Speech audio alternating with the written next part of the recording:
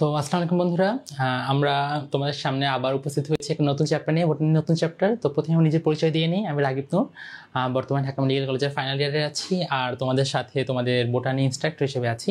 তো প্রথমেই চলে আসি আমাদের আজকের চ্যাপ্টার নিয়ে কিছু বলতে হলে, যে এই চ্যাপ্টারটা তোমার কাছে অনেক বেশি কঠিন লাগে এবং দেখা যায় যে এই চ্যাপ্টার আমরা পড়তে কিছুটা ভয় ফিল করি বা আমাদের কেমিস্ট্রি জিনিসটা একটু কঠিন লাগে, কিন্তু এই চ্যাপ্টারটা কিন্তু তোমার সামনের চ্যাপ্টারগুলো ফেস করতে যাবা, উদ্ভিদ শারীরতত্ত্ববিদ্যা বা অন্যান্য যে চ্যাপ্টারগুলো রয়েছে, এই চ্যাপ্টারগুলো বোঝার জন্য কিন্তু এই চ্যাপ্টারটা ভালো মতো করে আমাদের পড়াশোনা করাটা অনেক বেশি গুরুত্বপূর্ণ। এবং আমি মনে করি আজকের ক্লাসটার যে মাধ্যমে আমরা এই চ্যাপ্টারের প্রথম যে অংশটুকু এটা খুব ভালো মতো করে বুঝতে পারবো এবং তোমাদের পড়াশোনাটাও তোমাদের জন্য অনেক বেশি ইজি হয়ে যাবে। তাই আর বেশি কালক্ষেপণ না করে আমরা আমাদের আজকে চ্যাপ্টারটা শুরু করে ফেলি।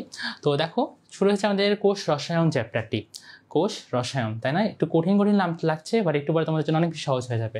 তো দেখো, এখানে কিছু লাইন আমরা মার্ক করবো, যে লাইনগুলো আমাদের অ্যাডমিশন টেস্টের জন্য এবং এইচএসসির জন্য, এমসিকিউর জন্য অনেক বেশি গুরুত্বপূর্ণ।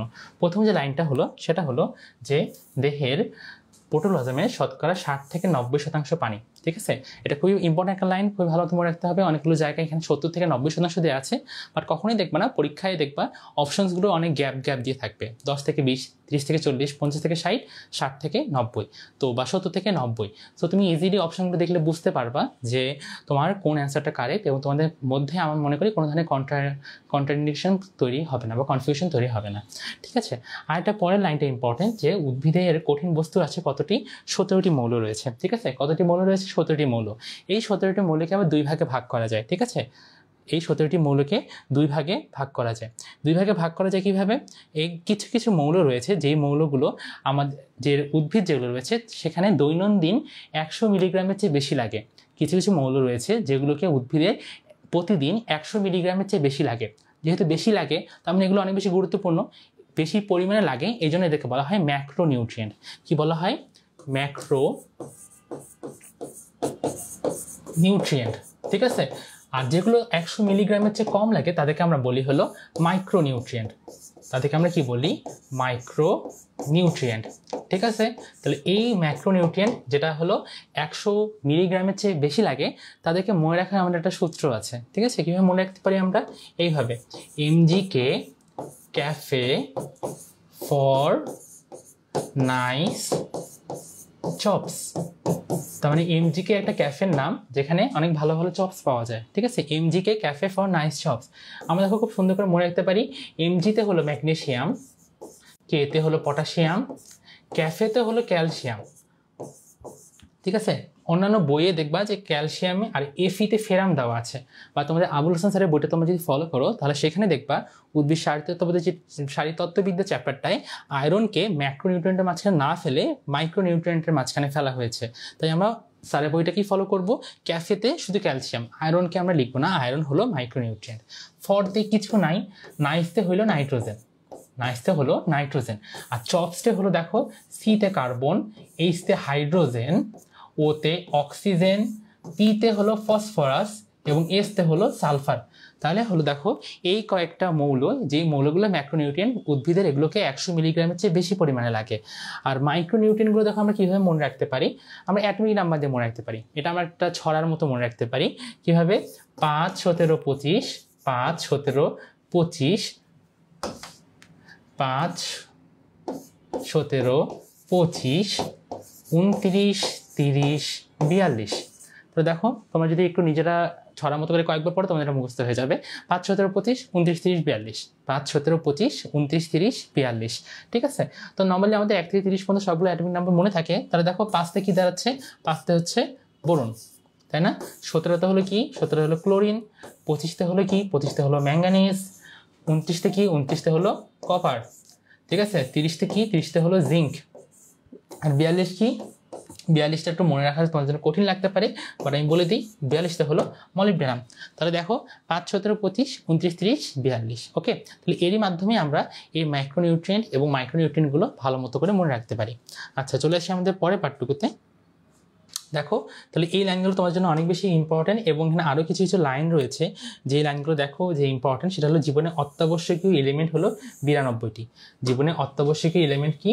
92টি। ঠিক আছে, এই লাইনগুলো ইম্পর্টেন্ট। এবং 92টি এলিমেন্টের মাঝখানে 96%ই আছে এই কার্বন, হাইড্রোজেন, অক্সিজেন এবং নাইট্রোজেন থেকে। এই লাইনগুলো আমাদের মনে রাখতে হবে। জীবনে অত্যাবশ্যক এলিমেন্ট হলো 92টি, 92টি মাঝখানে 96% আছে কার্বন, হাইড্রোজেন, অক্সিজেন এবং নাইট্রোজেন থেকে। ওকে, আচ্ছা চলে আসি পরের পাঠটুকুতে। দেখো আমাদের এই বইটার মাঝখানে বা এই চ্যাপ্টারের শুরুতে অনেকগুলো ধরনের রাসায়নিক বন্ধনের কথা বলা আছে। রাসায়নিক বন্ধন তোমরা সেই ছোটবেলা থেকে অনেকবার পড়ে আসছো, যে আয়নিক বন্ধন। আয়নিক বন্ধন জিনিসটা কি? যে ইলেকট্রন দেয়া নেয়া কিংবা আদান প্রদান করার মাধ্যমে যে বন্ধন তৈরি হয় তাকে আমরা বলি আয়নিক বন্ধন। যেমন সোডিয়াম ক্লোরাইড, তাই না? সোডিয়াম একটা ইলেকট্রন দিয়ে নেবে এবং ক্লোরিন সেই ইলেকট্রনটা নিয়ে নেবে। তো এইভাবে তাদের অষ্টক পূর্ণ হচ্ছে। তো এই ধরনের বন্ধনটাকে আমরা বলি আয়নিক বন্ধন। আমরা একটা জেনারেল ভিউ নেই যে কোন বন্ধন বলতে আসলে কি বোঝাচ্ছে। ঠিক আছে, আয়নিক বন্ধন গেল, তাহলে আয়নিক বন্ধন আমাদের জানা হয়ে গেল। চলে আসি আমরা পরের অংশটিতে, কোভ্যালেন্ট বন্ধন কি জিনিস। কোভ্যালেন্ট বন্ধন হলো ইলেকট্রন শেয়ার করার মাধ্যমে, ইলেকট্রন একদম দিয়ে দিবে না, বরং একজন আরেকজনের সাথে শেয়ার করবে। এই শেয়ার করার মাধ্যমে যে বন্ধনটা তৈরি হয় তাকে আমরা বলি কোভ্যালেন্ট বন্ধন অথবা সমযোজী বন্ধন। এই সমযোজী বন্ধনের আবার একটা সদ্ভাইয়ের মতো আছে, ঠিক আছে, যেটাকে আমরা বলি সন্নিবেশ সমযোজী বন্ধন। আরেকটা বন্ধনের নাম কি? সন্নিবেশ সমযোজী বন্ধন। এই বন্ধনটা তোমাদের কাছে ক্লাস 9-10 হয়তো অজানা থাকতে পারে, বাট তোমাদের সাথে আমি একটু বন্ধনটা শেয়ার করি যে বন্ধনটা কিভাবে গঠিত হচ্ছে। তাহলে দেখো,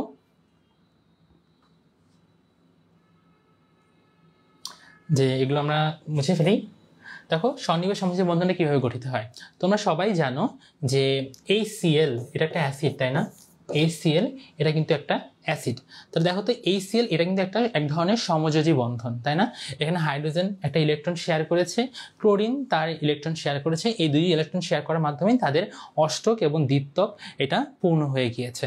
ঠিক আছে, বা এখানে দেখো তো হাইড্রোজেনের ইলেকট্রোনেগেটিভিটি বা তড়িৎ ঋণাত্মকতা কত? হাইড্রোজেনের ক্ষেত্রে তড়িৎ ঋণাত্মকতা হলো 2.1। আর ক্লোরিনের ক্ষেত্রে কত? ক্লোরিনের ক্ষেত্রে কিন্তু এটা অনেক বেশি, তাই না? ক্লোরিনের ক্ষেত্রে যত সম্ভব 3.5। ঠিক আছে, অনেক বেশি, 3.5 বা 3, অনেক কাছাকাছি আর কি। তো মানে দেখো এর হাইড্রোজেনের তড়িৎ ঋণাত্মকতা হলো 2.1 আর ক্লোরিনের তড়িৎ ঋণাত্মকতা হলো 3.5। তো তড়িৎ ঋণাত্মকতা বেশি হওয়ার অর্থটা কি?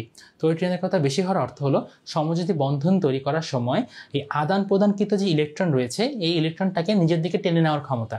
যার তড়িৎ ঋণাত্মকতা যত বেশি তার ইলেকট্রনটাকে নিজের দিকে টেনে নেওয়ার ক্ষমতাও ততই বেশি, তাই না? তো এই দেখো, যেহেতু ক্লোরিনের তড়িৎ ঋণাত্মকতা অনেক বেশি, তাহলে কি হবে? সে হাইড্রোজেনের কাছ থেকে ইলেকট্রনটা নিজের দিকে টেনে নিবে। তাহলে ব্যাপারটাকে আমি একটা একটু সোশ্যাল সিনারিও দিয়ে বলার চেষ্টা করি।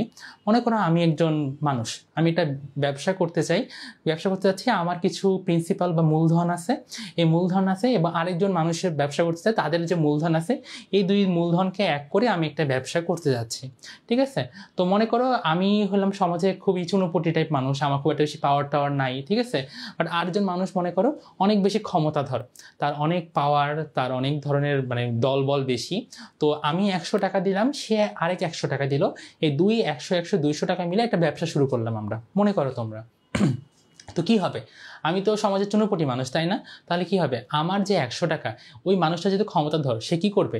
আমার 100 টাকাকেও তার দিকে টেনে নিবে, সে একটু ক্ষমতা খাটায়, দাপট খাটায়, আমার 100 টাকাকে সে নিজের 100 টাকা হিসেবে খরচ করা শুরু করবে। তাহলে কি ব্যাপারটা আমার জন্য ভালো হলো না খারাপ হলো? আমি তো আসছিলাম বিজনেস করতে, বাট আমার টাকাটাকে কিন্তু সে কেড়ে নিল, তাই না? সেম ঘটনা ঘটছে এখানে। হাইড্রোজেন একটা ইলেকট্রন শেয়ার করছে, ক্লোরিন একটা ইলেকট্রন নিয়ে নিয়েছে। তাহলে দুইজন যেহেতু এরকম ব্যবসা করতে এসে হাইড্রোজেনের তো ব্যবসা লালবতি জ্বলে গেল, তাই না? তো দেখো, তা হাইড্রোজেন কিন্তু ইলেকট্রন শূন্য হয়ে গেল। তো হাইড্রোজেনের একটা ইলেকট্রন ছিল, সেই একটা ইলেকট্রনকে ক্লোরিন টেনে নিয়েছে, তাই না? তাহলে এই ক্ষেত্রে এখানে একটা ডেল্টা নেগেটিভ এবং ডেল্টা পজিটিভ চার্জের সৃষ্টি হবে। ডেল্টা নেগেটিভ এবং ডেল্টা পজিটিভ চার্জের সৃষ্টি হবে। ঠিক আছে, আবার চলে আসি আমি আরেকটা যৌগের ক্ষেত্রে চলে আসি, NH3, যেটাকে আমরা বলি অ্যামোনিয়া। এই অ্যামোনিয়াও কিন্তু এক ধরনের সমযোজী যৌগ, তাই না? কিন্তু দেখবা তোমরা কেমিস্ট্রি পড়ার সময় দেখবা নাইট্রোজেনের তোমার কত ইলেকট্রনিক কনফিগারেশন বা ইলেকট্রন বিন্যাসটা কীরকম? 2 এবং 5, তাই না? প্রথম শেলে 2টা, পরের শেলে 5টা, পরের শেলে 5টার মাঝখানে 3টা ইলেকট্রন কিন্তু এই হাইড্রোজেনের সাথে সমযোজী বন্ধন ক্রিয়েট করেছে। তাহলে বাকি থাকলো আর কতটি? বাকি থাকলো কিন্তু এখানে আর 2টা ইলেকট্রন। এই 2টা ইলেকট্রনকে আমরা বলি, এই 2টা ইলেকট্রনকে আমরা বলি বন্ধন। কি বন্ধন? লোন পেয়ার ইলেকট্রন বলে থাকি আমরা, ঠিক আছে? যারা বন্ধন গঠনে অংশগ্রহণ করেনি, কারণ 3টা ইলেকট্রন গঠন করেছে হাইড্রোজেনের সাথে, বাকিতে 2টা ইলেকট্রন ফাঁকা আছে, তাই না? তখন এই যে অ্যামোনিয়া, আবার অনেকটা দাতা যৌগ, ঠিক আছে, ও দেখবে বেচারা হাইড্রোজেন ব্যবসা করতে আসছে, বন্ধন গ্রহণ করতে আসছে, কিন্তু দেখা যাচ্ছে যে তার কোনো ইলেকট্রনই নাই। সে তখন কি করবে, তার যে ইলেকট্রনটা রয়েছে, তার যে ইলেকট্রন, এই বন্ধনহীন ইলেকট্রন যেগুলো, এই বন্ধনহীন ইলেকট্রনটাকে এই হাইড্রোজেনের কাছে দিয়ে দিবে। ঠিক আছে, বন্ধনহীন ইলেকট্রনটাকে হাইড্রোজেনের কাছে দিয়ে দিবে। ঠিক আছে, তো হাইড্রোজেনের কাছে দিয়ে দেওয়ার মাধ্যমে কি হবে, এদের মাঝখানে একটা বন্ধন তৈরি হবে, সেটাকে আমরা বলবো NH4Cl। NH4Cl বা অ্যামোনিয়াম ক্লোরাইড, তাই না? দেখো তো, এই বন্ধনের ইলেকট্রনটাকে এই H এর কাছে দিয়ে দিল এবং এরা একে অপরের সাথে যোগাযোগ হয়ে গেল, যুক্ত হয়ে গেল। এটাকে আমরা বলি সন্নিবেশ সমযোজী বন্ধন। সন্নিবেশ সমযোজী বন্ধন, সন্নিবেশ সমযোজী বন্ধন। ঠিক আছে, তার মানে কি, সমযোজী বন্ধনে দুইজনই শেয়ার করবে, আর সন্নিবেশ সমযোজী বন্ধনে একজনই দুইটা ইলেকট্রন শেয়ার করে ফেলবে, একজনই পুরো ইলেকট্রনটা শেয়ার করে ফেলবে।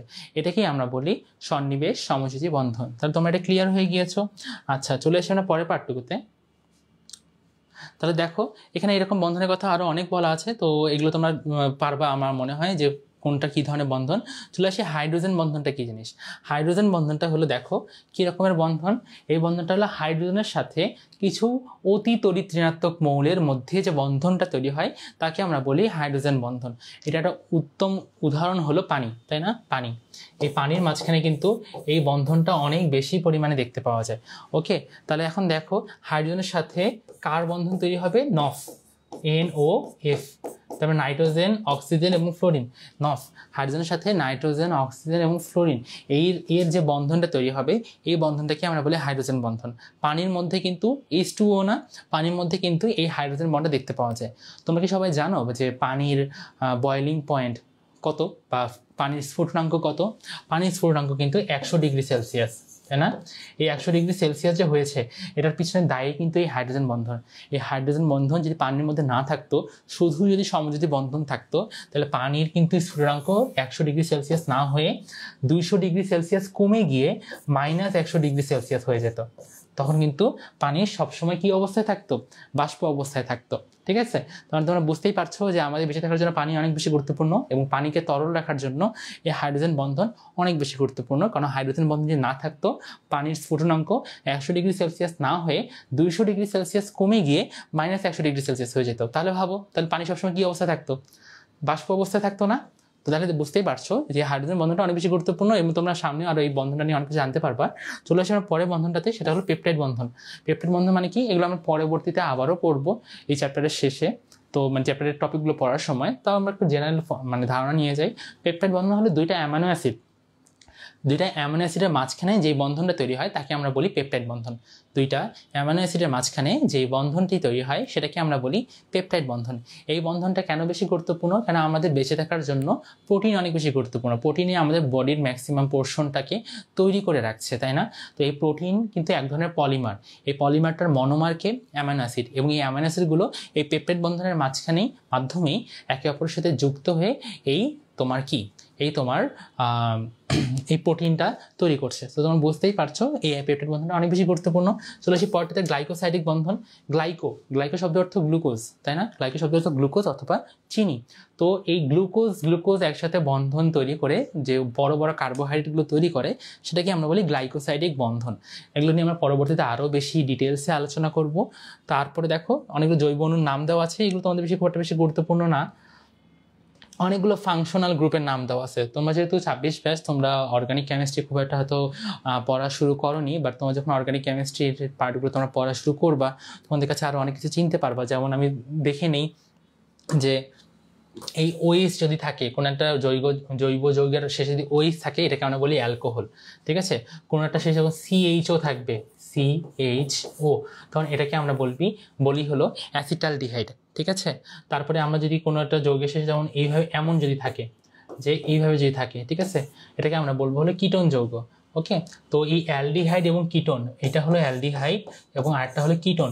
এই অ্যালডিহাইড এবং কিটোন এই যে জিনিসগুলো কিন্তু অনেক বেশি গুরুত্বপূর্ণ আমাদের জন্য।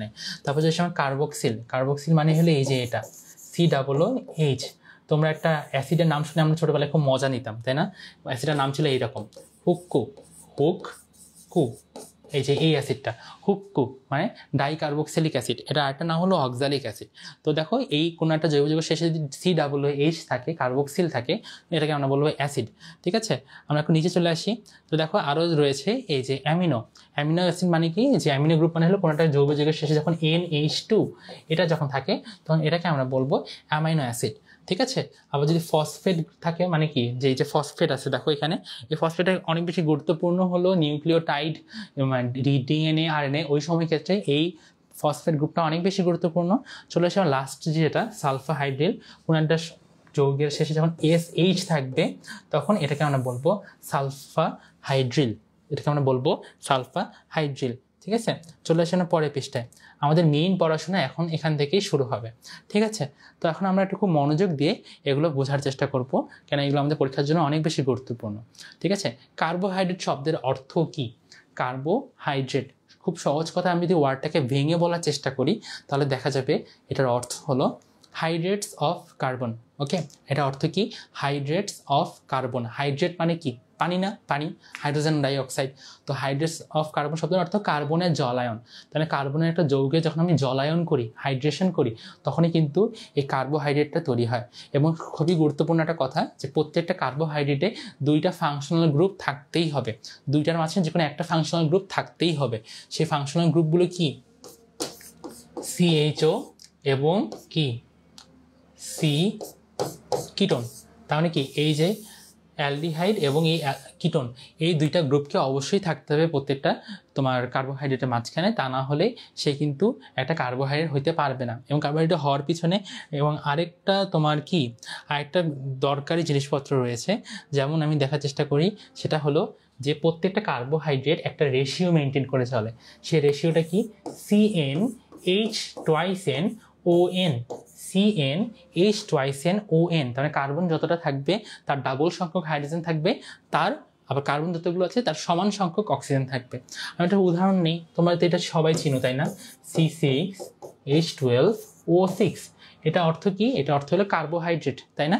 এখানে দেখো সেম এই রেশিওটা কিন্তু মেনটেন হয়েছে, C6H12O6, তাই না?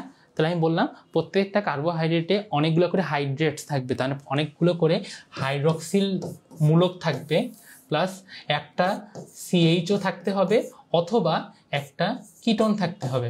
তার মানে দেখো এখানে কিন্তু এই রেশিওটা মেনটেন হয়েছে। ঠিক আছে, এখন আমরা আরেকটা জিনিস দেখি, মনে করো এমন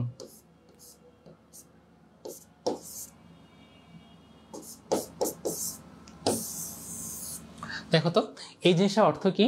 এই জিনিসটার অর্থ হলো আমরা যে ফলমূলে যে ফরমালিন মিশায় না, সেই ফরমালিনের ফর্মালডিহাইড হলো এইটা, HCHO।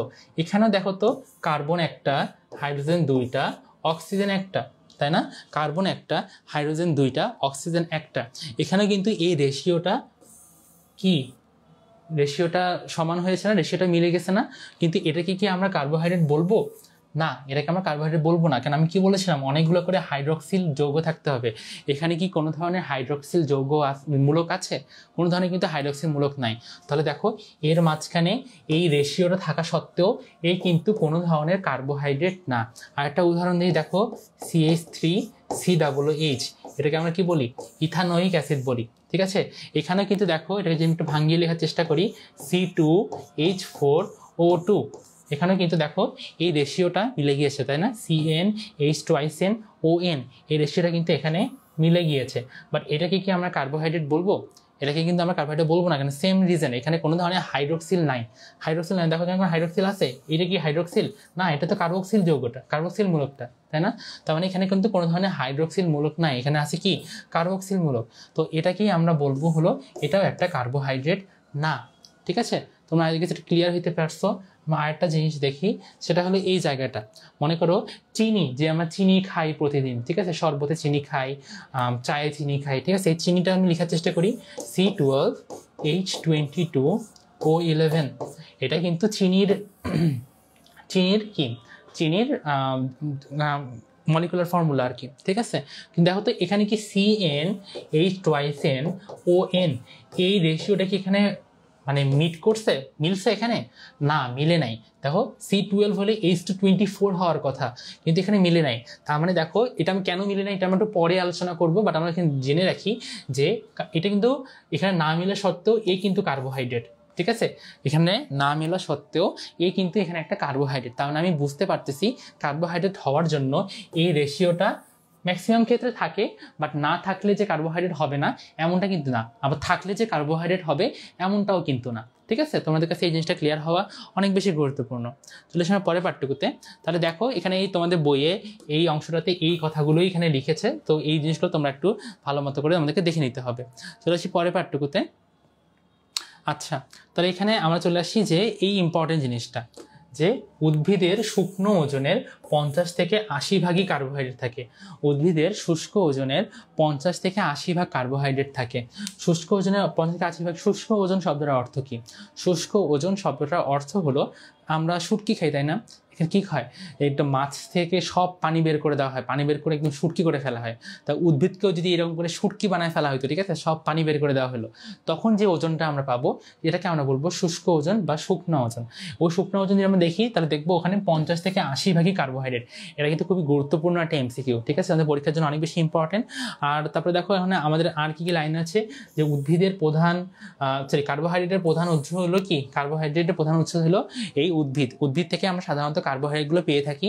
তারপরে আরও কী কী আছে দেখো, প্রাণী দেহে কার্বোহাইড্রেট কীভাবে থাকে, এই লাইনটা ভেরি ভেরি ইম্পর্টেন্ট। ঠিক আছে, যেমন দেখো যকৃৎ পেশিতে কি হিসেবে থাকে? গ্লাইকোজেন হিসেবে থাকে। দুধেও কি থাকে? গ্লাইকোজেন হিসেবে থাকে।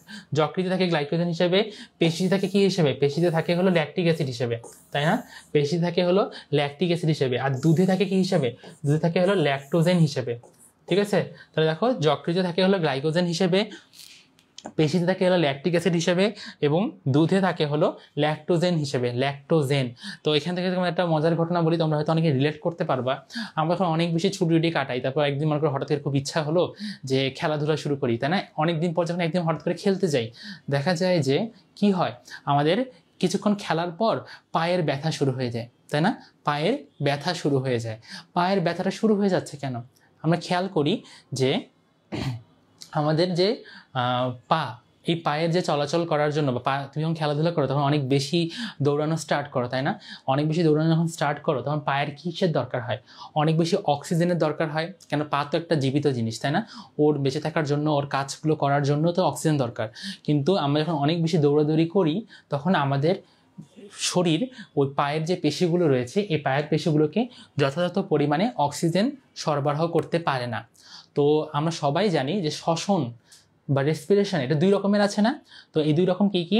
একটা হলো সবাত শ্বসন, যেটা অক্সিজেনের উপস্থিতিতে হয়, আর একটা হলো অবাত শ্বসন, যেটা অক্সিজেনের অনুপস্থিতিতে হয়, তাই না? তো যখন যেটা হয়, যখন আমাদের শরীর যখন ওই পরিমাণে অক্সিজেন আমাদের পায়ে সরবরাহ করতে পারে না, তখন কিন্তু সবাত শ্বসন না হয়ে অবাত শ্বসন হয়। তার মানে অক্সিজেনের অনুপস্থিতিতেই শ্বসনটা হইতে থাকে। ঠিক আছে, এই অক্সিজেনের অনুপস্থিতি যখন শ্বসনটা হইতে থাকে তখন কি তৈরি হয়? এই যে ল্যাকটিক অ্যাসিড তৈরি হয়। তখন কি তৈরি হয়? এই ল্যাকটিক অ্যাসিডটা তৈরি হয়। এই ল্যাকটিক অ্যাসিড যখন পায়ের পেশির মাঝখানে জমা হয় তখন কি হয়? তখন এই পায়ের মধ্যে ব্যথা শুরু হয়। ঠিক আছে, তখন কি হয়? এই পায়ের মধ্যে ব্যথা শুরু হয়। তাহলে তোমরা বুঝতেই পারছো যে খেলাধুলার পর কেন পা ব্যথা করে। অনেকদিন খেলাধুলা করো, যখন পা ব্যথা করে, এটা কারণটা হলো এইটা। তো এই ব্যথা থেকে কীভাবে মুক্তি পাওয়া যায়? অনেক বেশি বেশি করে পানি খেতে হবে। ঠিক আছে, কি হয়? খুবই সহজ একটা অ্যান্সার, যে অনেক বেশি বেশি করে পানি খেতে হবে। কেন? পানি খেলে কি হবে? আমরা কি জানি অ্যাসিড কিন্তু পানিতে দ্রবণীয়। তুমি যখন অনেক বেশি করে পানি খাবা তখন কিন্তু এই ল্যাকটিক অ্যাসিড পানিতে দ্রবীভূত হয়ে যাবে এবং এটা পেশি থেকে সরে যাবে, পেশি থেকে সরে যাবে। তো অনেক বেশি বেশি পানি খাওয়ার মাধ্যমে কি হবে? আমরা এই পায়ের যে ব্যথা থেকে আমরা মুক্তি পেতে পারি। ঠিক আছে, চলে আসি আমার পরের পাঠটুকুতে। কার্বোহাইড্রেটের বৈশিষ্ট্য, খুবই ইম্পর্টেন্ট একটা জায়গা। কার্বোহাইড্রেটের বৈশিষ্ট্য, কার্বোহাইড্রেট বৈশিষ্ট্য কি? দেখো, কার্বোহাইড্রেট দানাদার হতে পারে, তন্তুময় হতে পারে, পাউডার হতে পারে। খুবই সহজভাবে আমরা বোঝার চেষ্টা করি। দানাদার কি? চিনি যে খাই আমরা, তাই না? আমাদের টেবিল সুগার যেটা বা চিনি, এই চিনি কি দানাদার হয় না? ক্রিস্টালাইজড ফর্মে থাকে। তো দেখো কার্বোহাইড্রেট কিন্তু চিনি হতে পারে, আবার তন্তুময় হতে পারে। তন্তুময় হওয়ার অর্থটা কি? যে আমরা যে কাপড় চোপড় পরে আসি, দেখো তো এখানে অনেকগুলো সুতা আছে না? এই সুতাগুলো কিন্তু এক ধরনের সেলুলোজ বা কার্বোহাইড্রেট। তাহলে দেখো এই কার্বোহাইড্রেটগুলো তন্তুময়ও হতে পারে। আর এটা কি হতে পারে, তোমরা অনেকেই হয়তো পরোটা খাও, রুটি খাও বা কর্নফ্লাওয়ার খাও, এগুলো সবগুলো কি আটা ময়দা, ঠিক আছে, এগুলো কি, এগুলো হলো কার্বোহাইড্রেট। আমরা কি ওগুলো কি পাউডারের মতো না, তবে কার্বোহাইড্রেট পাউডারের মতোও হতে পারে, ঠিক আছে। তো এই জিনিসটা মাথায় রাখতে হবে। তারপরে আসি আমরা, কার্বোহাইড্রেট কিন্তু দুই রকমের হতে পারে তাদের স্বাদের উপর ভিত্তি করে বা তাদের টেস্টের উপর ভিত্তি করে। আমরা যে চিনি খাই, এই চিনি কি মিষ্টি লাগে না, কিন্তু আমরা আবার ভাতও খাই, এই ভাত কি কোনো টেস্ট আছে মনে হয় তোমাদের কাছে? না, ভাতের কিন্তু কোনো ধরনের টেস্ট নাই। তার মানে কিছু কিছু কার্বোহাইড্রেট আছে যেগুলো সুগার, আবার কিছু কিছু কার্বোহাইড্রেট আছে যেগুলো হলো নন সুগার। ওকে, তো তুমি বুঝতেই পারছো কার্বোহাইড্রেট দুই রকম হতে পারে, একটা সুগার আর একটা হলো নন সুগার। আচ্ছা, তারপর তোমরা যে একটা কাজ করো, যে আমাদের সামনে যে আমাদের খাতা বইগুলো রয়েছে, এগুলো সবগুলো কিন্তু কাগজ, তাই না? এই কাগজগুলো কী দিয়ে তৈরি? এগুলো সবগুলোই কিন্তু কার্বোহাইড্রেট দিয়ে তৈরি। এই কাগজে তুমি যদি আগুন ধরিয়ে দাও, বা আমাদের জামা কাপড় বা তোমাদের সামনে যে ফার্নিচারগুলো রয়েছে, এগুলো যদি তুমি আগুন ধরিয়ে দাও, এগুলো আগুনে কী হবে? পুড়ে ছাই হয়ে যাবে না? তো তাহলে তোমরা বুঝতেই পারছো যে এই কার্বোহাইড্রেটের যদি কখনো আগুন ধরিয়ে দেওয়া হয়, তারা অঙ্গারে পরিণত হবে। অঙ্গার, অঙ্গার শব্দের সহজ অর্থ হলো ছাই। সহজ অর্থ কি? ছাই, ঠিক আছে। তাহলে বেশি তাপ প্রয়োগে এই কার্বোহাইড্রেটগুলো ছাইয়ে পরিণত হবে, ঠিক আছে। অধিকাংশ পানিতে অদ্রবণীয়, তবে মনোস্যাকারাইডগুলো দ্রবণীয়। মনোস্যাকারাইড কি জিনিস এটা আমরা পরে আসবো। তাই খালি তোমরা জেনে রাখো যে চিনিকে যখন আমরা পানিতে মিশে যাই, এটা খুব সহজেই মিশে যায় না। কিন্তু মনে করো ভাত, এই ভাতকে মনে করো তুমি পানিতে মিশে যাচ্ছ, এটা কি সহজে মিশে যায় না? তার মানে দেখো, যেগুলো হলো মিষ্টি জাতীয় কার্বোহাইড্রেট, সেগুলো কিন্তু পানিতে মিশে যায়। যেমন গ্লুকোজ, ফ্রুক্টোজ, সুক্রোজ, এগুলো মিষ্টি না, এগুলো কিন্তু পানিতে খুব সহজেই মিশে যায়। বা যেই কার্বোহাইড্রেটগুলো পানিতে মিশে না, ঠিক আছে, সেগুলো আবার নন সুগার, সেগুলো টেস্টও কিন্তু টেস্টলেস, এদের কোনো টেস্ট নাই। ওকে, আচ্ছা, চলে আসি পরের পার্টটুকুতে। সেটা হলো দেখো, অ্যাসিডের সাথে মিশে এস্টার গঠন করে। এস্টার জিনিসটা কি, তোমরা আমি আগেই বলি, তোমরা হয়তো অর্গানিক কেমিস্ট্রি খুব একটা বেশি ভালো মতো পড়ো নাই। তাহলে দেখো, অ্যালকোহল বা ওএইচ মূলক, এটার সাথে অ্যাসিড বা COOH, ঠিক আছে, এই অ্যালকোহল এবং এই অ্যাসিড বা COOH, এই দুইজনের রিয়াকশন করে যে যৌগটা তৈরি হয় তাকে আমরা বলি এস্টার। আমি একটু আগে বললাম না, কার্বোহাইড্রেটে অবশ্যই অনেকগুলো করে OH থাকবে।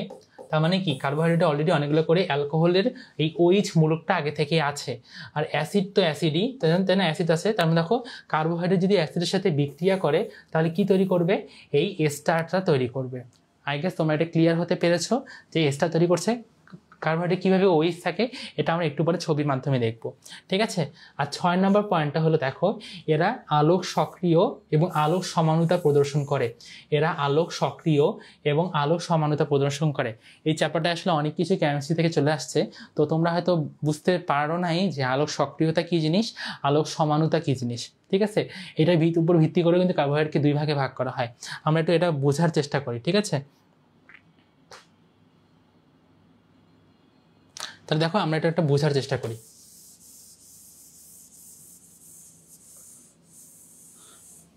ঠিক আছে, তাহলে দেখো, আলোক সক্রিয়তা বা আলোক সমানুতা জিনিসটা কি আমরা একটু ভালোভাবে বোঝার চেষ্টা করি। দেখো, এইটা মনে করো একটা নল, এটা একটা নল, ঠিক আছে। এই নলের মধ্যে মনে করো আমি গ্লুকোজ ভর্তি করলাম। এই নলটার মাঝখানে মনে করো এরকম করে অনেকগুলো করে গ্লুকোজ ভর্তি করলাম, ঠিক আছে। এই গ্লুকোজটা আসলে কোন ধরনের গ্লুকোজ এটা আমরা জানার চেষ্টা করব। এই নলটার কিন্তু দুই পাশেই মানে ফাঁকা, এই অংশটাও ফাঁকা, মানে আলো প্রবেশ করানো যাবে, এই অংশটাও কিন্তু আলো প্রবেশ করানো যাবে। তো একটা নলকে আমি গ্লুকোজ দিয়ে ভর্তি করলাম, ঠিক আছে। তো এখন দেখো, আমরা এখানে এক তলে এক বর্ণী আলো প্রবেশ করাবো। একটা তল হলো একটা এবং আলোর রঙও হলো একটা। তো আমি এখানে একটা বাল্ব নিয়ে নিই, মনে করো আমি এখানে একটা বাল্ব নিয়ে নিছি, ঠিক আছে। তো দেখো তো, এই বাল্ব থেকে কি বের হবে? আলো বের হবে, তাই না? কিন্তু দেখো তো, আমাদের চারপাশে যে আলোগুলো রয়েছে বা বাল্ব রয়েছে, এই আলোগুলো কি সাদা রঙের হয়ে থাকে, তাই না? তো সাদা রং মানে হলো সবগুলো রঙের সমষ্টি। বাট আমি কি বলেছিলাম, আমাকে এখানে একটা রং নিতে হবে। তো আমি কি করব, এই আলোর মানে এই বাল্বের সামনে একটা প্রিজম বসাবো। এই বাল্বের সামনে একটা প্রিজম বসাবো, ঠিক আছে। এই প্রিজম বসালে কি হবে, আলোর যে রঙগুলো ভাগ হয়ে যাবে এবং 7টা রং থেকে আমি এখান থেকে একটা রং নিব, ঠিক আছে, এই একটা রং নিব। তারপর আরেকটা জিনিস খেয়াল করো তো, আমি এখানে এক বর্ণী আলো মানে একটা রঙের আলো প্রবেশ করাবো, সো আমি এখানে প্রিজম ইউজ করেছি। তো এরপরে আমরা চলে আসি পরের পার্টটুকুতে, যে এই আলোগুলো কি হয় সম্পূর্ণ তলে ছড়িয়ে যায়, তাই না? এই আলোগুলো সম্পূর্ণ তলে ছড়িয়ে যায়, চারদিকে ছড়িয়ে যায়। বাট আমি কি বলেছিলাম, সব তলে ছড়াই গেলে হবে, আমাকে একটা তলে ছড়ানো আলো লাগবে। তো তোমরা ছোটোবেলায় অনেকে লেজার লাইট নিয়ে অনেক বেশি খেলাধুলা করেছে, তাই না? তো এই লেজার লাইটের কাজটা কি? লেজার লাইটের কাজটা হলো, দেখবা একদিকে আলোটা যায়, একটা তলে আলোটা যায়, তাই না? একদম একদিকে ফোকাস করে একদিকে আলোটা যায়, এটা কারণে এক তলে যাওয়া আলোরা বলে থাকি। তো এটা আমরা কিভাবে করব, এই প্রিজমের সামনে আমি একটা পোলারিমিটার বসাবো। এখানে সামনে আমি এটা কি বসাবো, পোলারিমিটার বসাবো। এই পোলারিমিটার বসানোর ফলে কি হবে, এই আলোটা চারিদিকে ছড়ায় না গিয়ে একটা তলে চলে যাবে, ঠিক আছে? তারপরে এই আলোটাকে আমি এই যে আমার যে টিউবটা, যে টিউবের মাঝখানে আমি গ্লুকোজের একটা সলিউশন রেখেছি, সেই সলিউশনটা মাঝখানে প্রবেশ করাবো। তো দেখো এই আলোটা দুই দিকে বেঁকে যেতে পারে, কি ডান দিকে বেঁকে যেতে পারে, আবার বাম দিকে বেঁকে যেতে পারে, ঠিক আছে? যদি ডান দিকে বেঁকে যায় তখন এটাকে আমরা বলবো ডেক্সট্রো রোটেটরি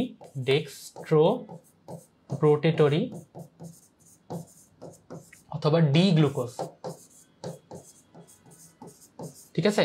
আর যদি বাম দিকে ছড়ে যায়, বাম দিকে বেঁকে যায়, তখন এটাকে আমরা বলবো লেভো রোটেটরি বা এল গ্লুকোজ, ঠিক আছে? এই বেঁকে যাওয়াটা অ্যাঙ্গেল রয়েছে, ডান দিকে বেঁকে গেলে এটাকে আমরা বলবো +2.24 ডিগ্রি, আর যে বাম দিকে বেঁকে যায় এটাকে আমরা বলবো -2.24 ডিগ্রি, ঠিক আছে? এই হলো ডি গ্লুকোজ এবং এল গ্লুকোজ। তার মানে এই ডি গ্লুকোজ, এল গ্লুকোজ তার মানে দেখো তো আলোক সক্রিয়তা শো করলো না, এই যে আলোটাকে বেঁকিয়ে দিল, এটাকে আমরা বলি আলোক সক্রিয়তা।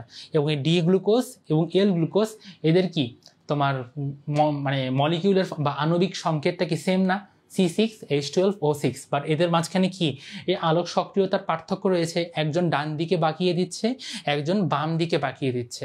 এই যে বেঁকে যেতে যাচ্ছে, যদিও এদের আণবিক সংকেত সেম বাট আলোক সক্রিয়তাটা ডিফারেন্ট, এই জন্য এদেরকে আমরা বলবো একে অপরের আলোক সমাণু। এদেরকে আমরা কি বলবো, একে অপরের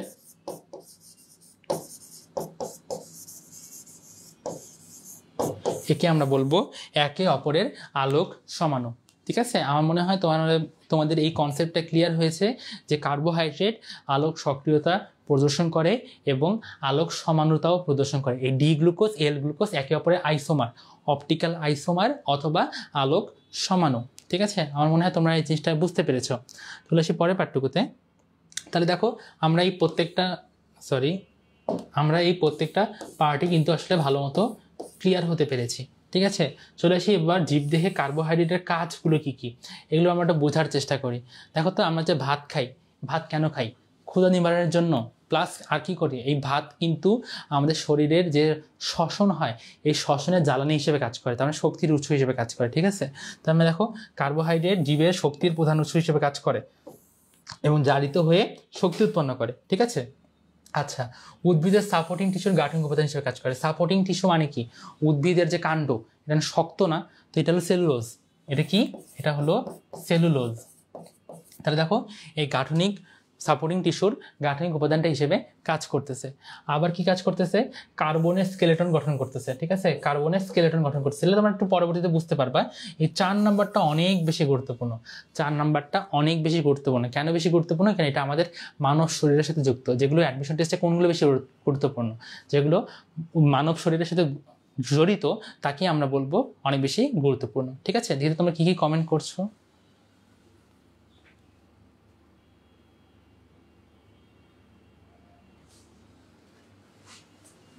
আচ্ছা, চলে আসি তাহলে। দেখো এই যে হাড়ের সন্ধিস্থলে লুব্রিকেন্ট হিসেবে কাজ করে। আমি একটা হাড়ের জয়েন্ট বা অস্থি সন্ধিস্থলের ছবি আঁকার চেষ্টা করি।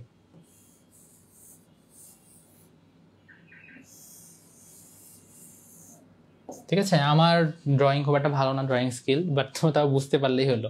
তো দেখো এখানে দুইটা হাড়ের সন্ধিস্থল বা আমাদের বোনসের জয়েন্ট, তাই না?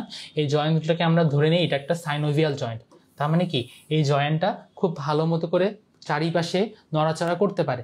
এই ধরনের অস্থি সন্ধিস্থলকে আমরা বলি সাইনোভিয়াল অস্থি সন্ধিস্থল। তাহলে দেখো তো, একটা জিনিস যখন অনেক বেশি নড়াচড়া করবে, এদের মাঝখানে কি অনেক বেশি ঘর্ষণ সৃষ্টি হবে না? তো দেখো এখানে যেহেতু অনেক বেশি ঘর্ষণ সৃষ্টি হবে, তাহলে কি এই জায়গাগুলো কি হয়ে যাবে, একটু ক্ষয় হয়ে যাবে না? তাহলে এই যাতে ক্ষয় না হয়, এই জন্য কি হয়, এই জন্য যাতে ক্ষয় না হয়, এই জন্য এই দুই অস্থির মাঝখানে এখানে একটা পিচ্ছিল কারক পদার্থ থাকে। এখানে কি থাকে, একটা পিচ্ছিল কারক পদার্থ থাকে। যেই পিচ্ছিল কারক পদার্থটা এই দুই অস্থির মাঝখানে ফ্রিকশন বা ঘর্ষণটাকে অনেক বেশি কমিয়ে দেয়। ঠিক আছে, তো এই পিচ্ছিল কারক পদার্থটা হিসেবে কাজ করে কে, এই পিচ্ছিল কারক পদার্থ হিসেবে কাজ করে হলো গ্যাগস। গ্যাগস, ঠিক আছে, এটাকে আমরা বলি গ্যাগস। এটার ফুল ফর্মটা হলো glycosaminoglycans. Glycosaminoglycans, glycose গ্লাইকোজ amino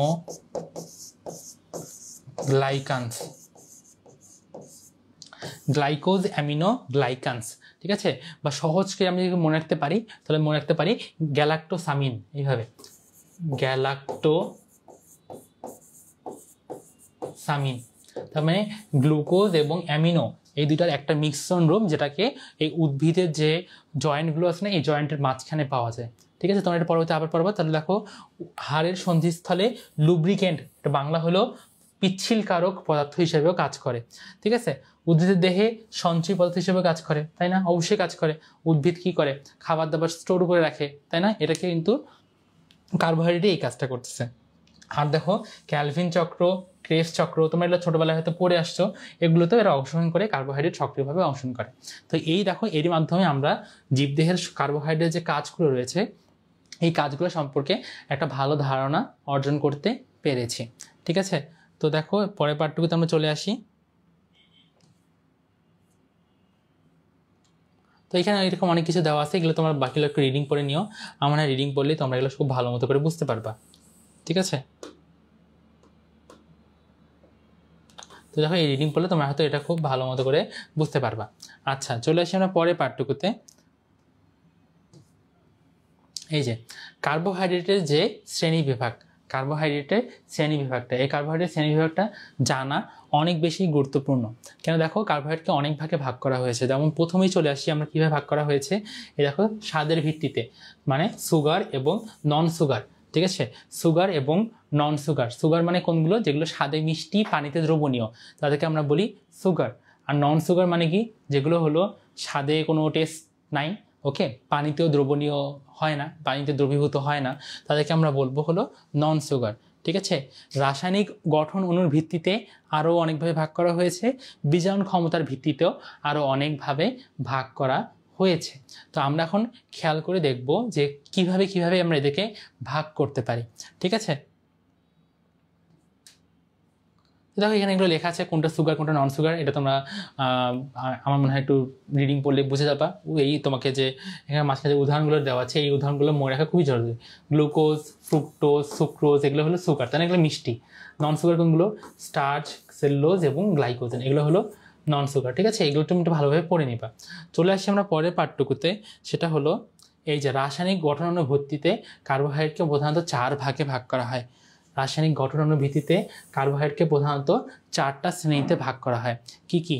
monosaccharide, disaccharide, oligosaccharide, polysaccharide. খুব সহজভাবে বলার চেষ্টা করি, মনোস্যাকারাইড তার মানে এখানে একটা মাত্র কার্বোহাইড্রেটের অণু থাকবে, একটা মাত্র কার্বোহাইড্রেট অণু থাকবে, তখন তাকে আমরা বলবো মনোস্যাকারাইড। ডাইস্যাকারাইড কখন বলবো? যখন 2টা কার্বোহাইড্রেটের অণু থাকবে, 2টা কার্বোহাইড্রেটের অণু একসাথে হয়ে যখন একটা কার্বোহাইড্রেট তৈরি করবে, তাকে আমরা বলবো ডাইস্যাকারাইড। ঠিক আছে, আর অলিগোস্যাকারাইড কখন বলবো? যখন কি হবে, যখন 3 থেকে 10টা কার্বোহাইড্রেটের অণু একসাথে মিলিত হয়ে একটা বড় কার্বোহাইড্রেট তৈরি করবে, তখন তাকে আমরা বলবো অলিগোস্যাকারাইড।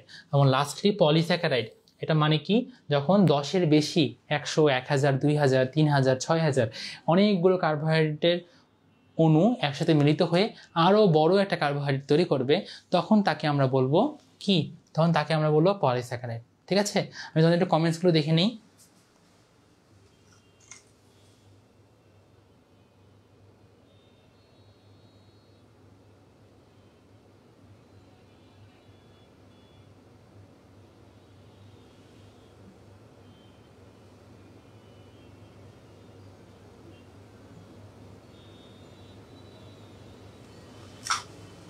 আচ্ছা, চলে আসি আমরা আমাদের পরের পাঠ্যক্রমে। তোমার যে কোনো কোয়েশ্চেন থাকে তোমরা কমেন্টসে এগুলো করতে পারো।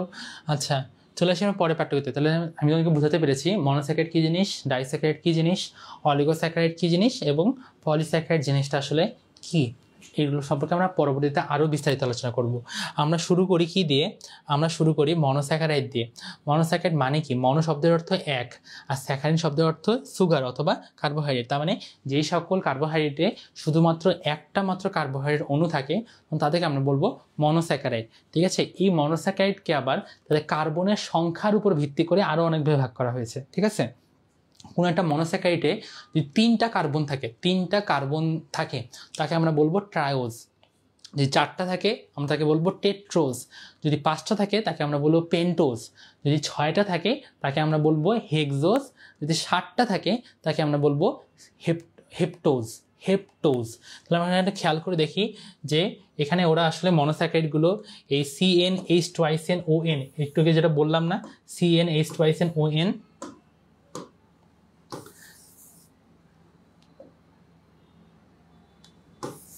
এই দেখো এই CnH2SnON এই রেশিওটা ফলো করে থাকে, এটাকে আমরা বলবো মনোস্যাকারাইড। ঠিক আছে, তো এখানে কি থাকবে? অবশ্যই একটা অ্যালডিহাইড গ্রুপ থাকতে হবে বা একটা কিটোন গ্রুপ থাকতে হবে এবং একাধিক হাইড্রক্সিল গ্রুপ থাকতে হবে। এটা মিটোকে তোমাদেরকে বলে ফেলছি, তাই না, যে অবশ্যই অনেকগুলো হাইড্রক্সিল গ্রুপ থাকবে, অ্যালডিহাইড গ্রুপ থাকবে অথবা কিটোন গ্রুপ থাকবে। মনোস্যাকারাইডে কার্বনের সংখ্যা কতটা? মনোস্যাকারাইডে কার্বনের সংখ্যা হলো 3 থেকে 10টা, তাই না? আমি একটু বলেই ফেললাম তোমাদেরকে। 3 থাকলে বলবো ট্রায়োজ, 4 থাকলে বলবো টেট্রোজ, 5 থাকলে বলবো পেন্টোজ, 6 থাকলে বলবো হেক্টোজ, 7 থাকলে আমরা বলবো হেপ্টোজ। ঠিক আছে, এই যে আমরা ডি গ্লুকোজ পড়লাম আর এল গ্লুকোজ পড়লাম, উদ্ভিদে যতগুলো কার্বোহাইড্রেট পাওয়া যায় সবগুলো ডি গ্লুকোজ। তার মানে তারা আলোর তলটাকে ডি গ্লুকোজ মানে কি ডান দিকে বেঁকে দেয়, তাই না? ডি গ্লুকোজ মানে হলো ডান দিকে বাঁকিয়ে দেয়, তাকে আমরা বলবো হলো ডি সিরিজভুক্ত। আর আমাদের শরীরেও কিন্তু ম্যাক্সিমামগুলো আসলে ডি গ্লুকোজই। ঠিক আছে, এল গ্লুকোজটা আমাদের শরীরে খুব একটা বেশি কাজে আসে না। ওকে, তো উদ্ভিদও সেমভাবে ডি গ্লুকোজটাই বেশি পরিমাণে পাওয়া যায়। ঠিক আছে, পরের পাঠ্যক্রমে আমরা চলে আসি। আচ্ছা, এই মনোস্যাকারাইড যেগুলো রয়েছে না, এই মনোস্যাকারাইডগুলো ম্যাক্সিমাম ক্ষেত্রেই আসলে কি? মনোস্যাকারাইডগুলো ম্যাক্সিমাম ক্ষেত্রে আসলে রিডিউসিং সুগার। মনোস্যাকারাইডগুলো ম্যাক্সিমাম ক্ষেত্রেই কি? Reducing sugar. তো আমরা একটু এটা বোঝার চেষ্টা করি। ঠিক আছে,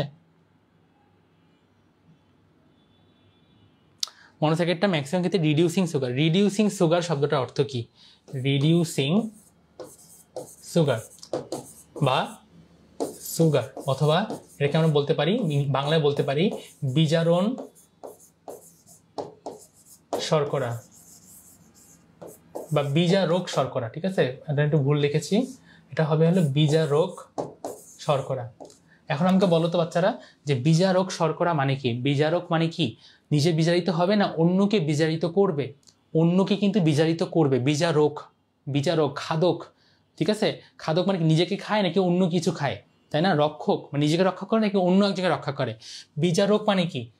নিজেকে বিজারণ করবে না, অন্যকে বিজারণ করবে, নিজে তাহলে কি হবে? জারণ হবে। ঠিক আছে, তাহলে বিজারক শর্করা মানে কি? যেই সকল শর্করা অন্যকে বিচারিত করবে তাকে আমরা বলতে পারি বিজারক শর্করা। একটা উদাহরণ দেই, এই পরীক্ষাটা আমরা করি একটা একটা টেস্ট করার মাধ্যমে। সেই টেস্টের নাম হলো বেনেডিক্ট টেস্ট। এটাকে আমরা কি বলি? Benedict test. এটাকে আমরা বলি হলো বেনেডিক্ট টেস্ট। বেনেডিক্ট টেস্ট মানে কি? বেনেডিক্ট সলিউশনটা হলো একটা সলিউশন যেখানে মূলত কি থাকে? কপার হাইড্রক্সাইড থাকে। এই সলিউশনটা আসলে কি? কপার হাইড্রক্সাইডের সলিউশন। কপার হাইড্রক্সাইডের সলিউশন। কপার হাইড্রক্সাইডের রং কি? নীল কালার। কপার হাইড্রক্সাইডের রং কি? নীল কালার। নীল কালারের সলিউশন। ঠিক আছে, এই কপার হাইড্রক্সাইড যখন, মনে করো আমি উদাহরণ নিই গ্লুকোজ। ঠিক আছে, এই কপার হাইড্রক্সাইড যখন গ্লুকোজের সাথে রিয়াকশন করে, কপার হাইড্রক্সাইড যখন হাইড্রোজেনের সাথে রিয়াকশন করে তখন বুঝছো এই কপার হাইড্রক্সাইডটা কি হয়ে যায়? বিজারিত হয়ে যায়। কপার হাইড্রক্সাইডটা বিজারিত হয়ে কি তৈরি করে? কপার কিউপ্রাস অক্সাইড তৈরি করে। ঠিক আছে, এখানে কি ছিল? কিউপ্রিক হাইড্রক্সাইড ছিল না? কিউপ্রিক, সেটা কি হয়ে গেল এখানে? কিউপ্রাস। তো দেখো কিউপ্রিক ছিল, এটা কি হয়ে গেল? কিউপ্রাস। তার মানে দেখো তো এখানে কপারের জারণ সংখ্যা কত ছিল? +2 না, তাই না? +2। এখানে কপারের জারণ সংখ্যা কত হয়ে গেছে দেখো তো? +1। এখানে কপারের জারণ সংখ্যা কত হয়ে গেছে, এখানে হয়ে গেছে কিন্তু +1। তাহলে দেখো তো +2 থেকে +1 হয়েছে, তার মানে কি অবশ্যই একটা ইলেকট্রন গ্রহণ করছে, যার কারণেই তো +2 থেকে +1 হয়ে গিয়েছে, তাই না? তো ইলেকট্রন যেহেতু গ্রহণ করছে, তার মানে কি অক্সিডেশন হয়েছে নাকি রিডাকশন হয়েছে, মানে জারণ হয়েছে নাকি বিজারণ হয়েছে। জারণ মানে কি ইলেকট্রন ছেড়ে দেওয়া, আর বিজারণ মানে কি ইলেকট্রন গ্রহণ করা, তাই না?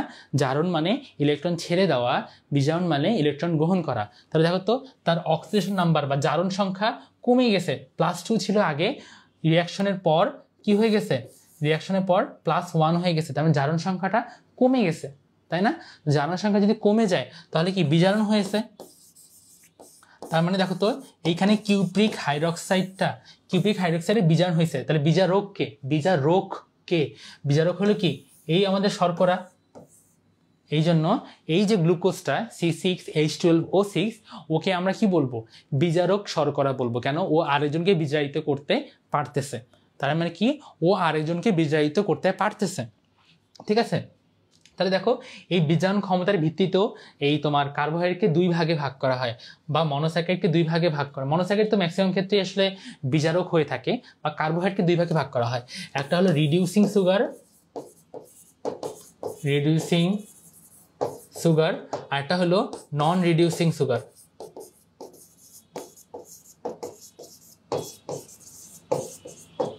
ঠিক আছে, রিডিউসিং সুগার, নন রিডিউসিং সুগার তাহলে কারা, যারা আরেকজনকে বিজারিত করতে পারে না।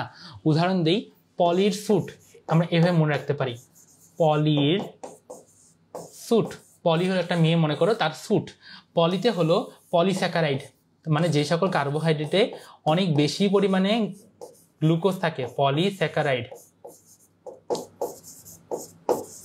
ঠিক আছে, পলির স্যুট মানে পলিতে হলো পলিস্যাকারাইড, এবং সুতে হলো সুক্রোজ মানে চিনি, যে চিনিটা আমরা খাই, এবং টতে হলো ট্রেহালোজ। তাহলে দেখো এই কটা কার্বোহাইড্রেট হলো নন রিডিউসিং সুগার। সব ধরনের পলিস্যাকারাইড, সুক্রোজ এবং ট্রেহালোজ এরা হলো নন রিডিউসিং, তার মানে আরেকজনকে রিডিউস করতে পারে না। আর রিডিউসিং সুগার কোনগুলো, এরা বাদে সব, তার মানে কি সব ধরনের মনোস্যাকারাইড,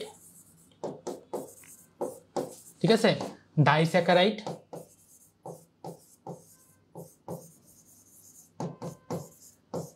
কোনটা ব্যতীত, এই দেখো সুক্রোজ কিন্তু একটা ডাইস্যাকারাইড, ঠিক আছে, তার মানে সুক্রোজ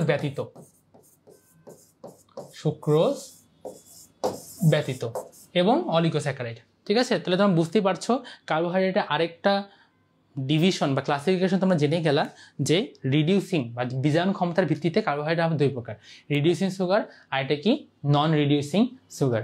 ঠিক আছে, আমার মনে হয় এটা তোমাদের কাছে মোটামুটি আই গেস ক্লিয়ার হয়ে গিয়েছে। ঠিক আছে, চলে আসছি আমরা পরে পাঠটুকুতে। দেখো আচ্ছা, চলে আসি আমরা পরে পাঠটুকুতে। তো দেখো এই আসছে আমরা ট্রায়োজ শব্দের অর্থ কি, যে সকল মনোস্যাকারাইডে 3টা কার্বন আছে, ঠিক আছে, 3টা কার্বন রয়েছে, তাদেরকে আমরা বলবো ট্রায়োজ। ঠিক আছে, যেমন উদাহরণ কি, গ্লিসারলডিহাইড এবং ডাইহাইড্রক্সি অ্যাসিটোন। গ্লিসারলডিহাইড দেখো তো, গ্লিসারাইডের ক্ষেত্রে লাস্টে এখানে কি আছে, CHO গ্রুপটা আছে। CHO মানে কি অ্যালডিহাইড না, CHO মানে কি অ্যালডিহাইড। ঠিক আছে, তাহলে দেখো অ্যালডিহাইড যেহেতু আছে, এটাকে আমরা বলতে পারি অ্যালডোজ সুগার।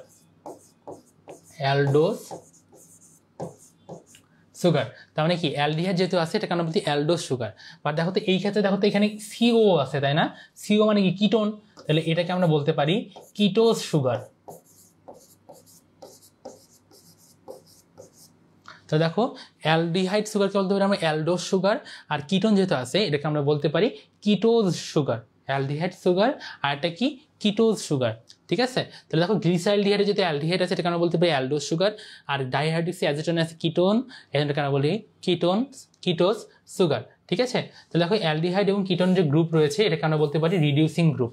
ওকে, এবং আরটা কি অ্যালডিহাইড এবং কিটোন গ্রুপ যেহেতু চিনিকে বলা হয় রিডিউসিং সুগার, যেটা হলো বিজারক শর্করা। আমি আগে বলেছি সব ধরনের মনোস্যাকারাইড কি রিডিউসিং সুগার, তাই না? তো এটা তোমরা একটু ভালো মতো করে রিডিং পড়ে নিতে পারো। চলে আসি আমরা পরের পাঠটুকুতে। টেট্রোজ, টেট্রো শব্দের অর্থ কি? টেট্রো শব্দের অর্থ হলো 4 কার্বন বিশিষ্ট, 4 কার্বন বিশিষ্ট মনোস্যাকারাইডকে আমরা বলতেছি টেট্রোজ। উদাহরণ কি? ইরিথ্রোজ, যেটা একটা অ্যালডো সুগার, তার এখানে অ্যালডিহাইড গ্রুপ আছে। আর ইরিথ্রোলোজ, এই কোনো একটা শব্দের জন্য লোজ শব্দটা পাবা, লোজ, লোজ, উলোজ, ঠিক আছে, তখন সেটা হয়ে যাবে কিটোজ সুগার। ঠিক আছে, এটা গেল। দেখো অধিকাংশ উদ্ভিদের ক্ষেত্রে এটা ইরিথ্রোজ 4 ফসফেট হিসেবে কাজ করে। কি হিসেবে কাজ করে? ইরিথ্রোজ 4 ফসফেট হিসেবে কাজ করে। কোন চক্রে এদের ভূমিকা রয়েছে? ক্যালভিন চক্রে এদের ভূমিকা রয়েছে। কোন চক্রে ভূমিকা রয়েছে? ক্যালভিন চক্রে এদের ভূমিকা রয়েছে। ঠিক আছে, পরের পাঠ্যক্রমে চলে আসি আমরা, যে পেন্টোজ। পেন্টোজ, পেন্টোজ শব্দটার অর্থ কি? দেখো যে 5 কার্বন বিশিষ্ট মনোস্যাকারাইডকে কি বলা হচ্ছে? পেন্টোজ। 5 কার্বন বিশিষ্ট মনোস্যাকারাইডকে বলা হচ্ছে পেন্টোজ।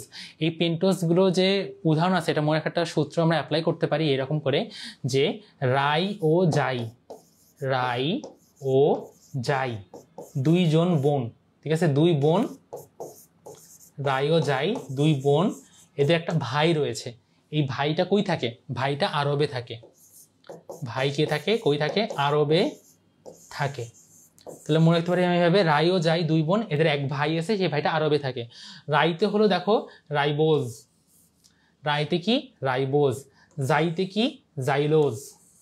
ঠিক আছে, রাইতে রাইবোজ, জাইতে হলো জাইলোজ। আর আরবে থাকে বলছিলাম না একজন, আরবেতে হলো অ্যারাবিনোজ। ঠিক আছে, অ্যারাবিনোজ। আর ডিঅক্সি রাইবোজ যে আছে, তার মানে কি? রাইবোজ থেকে একটা অক্সিজেন গায়েব করে দিলাম, ডি অক্সি, ডি মানে সরাই ফেলা, অক্সি মানে কি? অক্সিজেন। তো রাইবোজ থেকে যদি একটা অক্সিজেন আমি সরাই ফেলি, তখন তাকে আমরা বলবো ডিঅক্সি রাইবোজ। ঠিক আছে, তাহলে দেখো এরা হলো অ্যালডোজ সুগার, এবং এদের নাম সাথে উলোজ লাগাই দেয় যদি, দেখো উলোজ, উলোজ লাগাই দিলে এটা কি হয়ে যায়? Ketose sugar. ঠিক আছে, বুঝতে পেরেছো আই গেস। তাহলে এখন আমরা চলে আসি পরের পাঠটুকুতে। রাইবোজ এবং ডিঅক্সি রাইবোজ, এটা মাঝখানে আমরা একটা বেসিক পার্থক্যটা দেখে নিই। আমার চলে আসি পরের পাঠটুকুতে।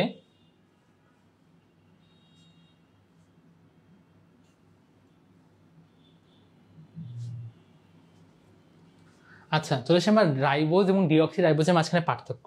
আমি একটু খেয়াল করে দেখি, রাইবোজ দেখতে এমন হয়।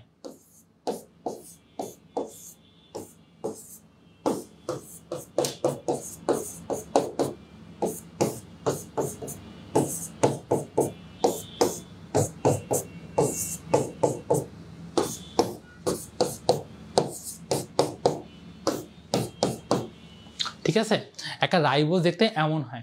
ঠিক আছে, 5টা কার্বন আছে, 1 2 3 4 5। ঠিক আছে, চলে আসি আমরা, দেখো এই 2 নাম্বার কার্বনে, এটা 1 নাম্বার কার্বন না, এটা 1 নাম্বার কার্বন, এটা 2 নাম্বার কার্বন, এটা 3 নাম্বার কার্বন, এটা 4 নাম্বার কার্বন, এবং এটা হলো 5 নাম্বার কার্বন। 1 2 3 4 5। ঠিক আছে, তো 2 নাম্বার কার্বনে কি হয়? ডিঅক্সি রাইবোজে এই হাইড্রক্সিলটা না থেকে কি থাকে? শুধু হাইড্রোজেন থাকে, একটা অক্সিজেন গায়েব হয়ে গেল না?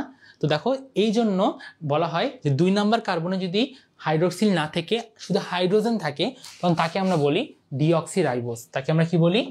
Deoxy ribose. তাকে আমরা কি বলি?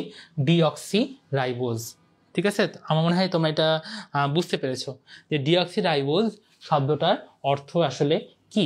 তাহলে এটা হলো ডিঅক্সি রাইবোজের কাহিনীটা। ওকে, আচ্ছা, চলে আসি আমরা পরের পার্টটুকুতে, যে রাইবোজটা আমরা একটু পড়া শুরু করি। রাইবোজ কি হয়েছে? এটা একটা 5 কার্বন বিশিষ্ট, এটা একটা 5 কার্বন বিশিষ্ট পেন্টোজ সুগার। এমিল ফিশার নামে একজন বিজ্ঞানী আছে যেটা আবিষ্কার করেন। ঠিক আছে, এটা আণবিক সংকেত কি? C5H10O5। রাইবোজের আণবিক সংকেত যে C5H10O5 হয়, তাহলে বলো তো ডিঅক্সি রাইবোজের আণবিক সংকেত কি হবে? আমার তোমার একটা পারপা কি হবে? একটা অক্সিজেন কম থাকবে না?